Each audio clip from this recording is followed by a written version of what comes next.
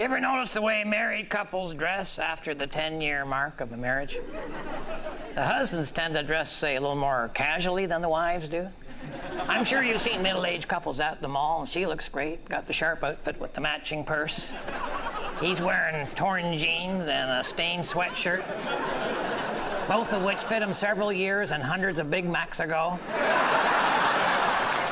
I'll tell you the reason for the difference between men and women, see?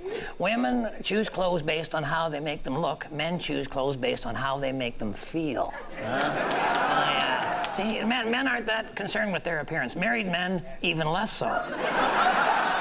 Whenever you see a dress code, you know, at a function or at a club, that's for married men, believe me. Oh, yeah. See, the single men are still making the sales presentation. Married men have already closed the deal. They're just trying to honor the contract without losing all their dignity.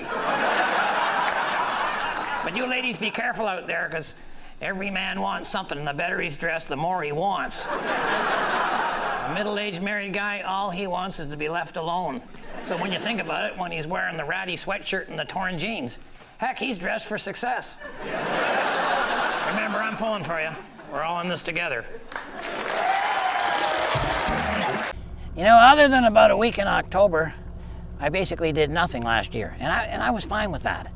But even though I was doing nothing, my mind was still thinking about stuff. Stuff that I hadn't done and should have. Stuff that I had done and shouldn't have. But mainly it was coming up with a lot more evidence that, as far as I'm concerned, proves that I'm right and almost everybody else is wrong. And that was fine too, but where I made my mistake was that I shared all that with my friends and especially my wife.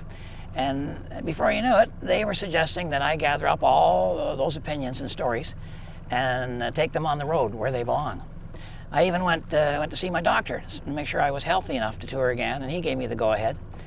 He said I probably wouldn't get sick on the road, but even if I did, he'd prefer I was thousands of miles away when it happened.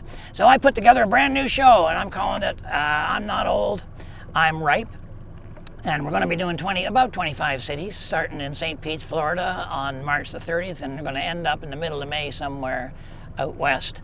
It's basically a lodge meeting, and if you want to find out where I'm going to be and when I'm going to be there, go to redgreen.com, click on the city that's nearest to you. I'm hoping you can all make it, or I'm hoping a few of you can make it.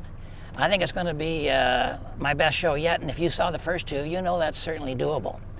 So looking forward to a successful tour. Otherwise, my friends and my wife are going to look like idiots. Until then, I'm hoping to see you at the lodge meeting. And meanwhile, keep your stick on the ice.